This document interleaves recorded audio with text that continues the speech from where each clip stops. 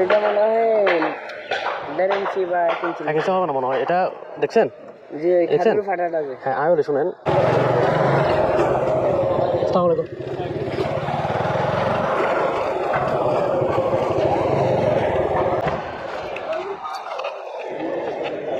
আসসালামু আলাইকুম। আসতে পারলাম না।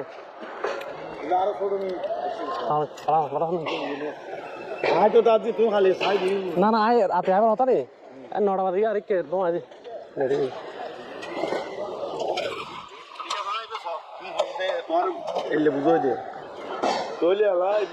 আরো করিব না আমি আরো করম করব আমি ফেলা দেবো খাতারে ইয়া খাতারা বলতে এখন মোট রড মানে ফিলারের মধ্যে যদি ফুটবল এটা অবশ্যই করো না এইরকম ভাবে দেখেন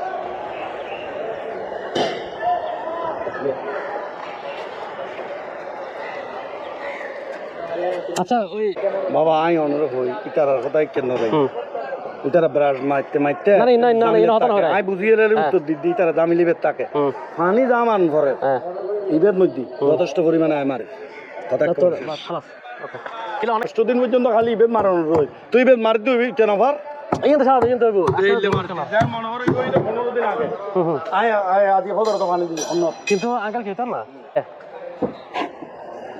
কেন তো একটু আসো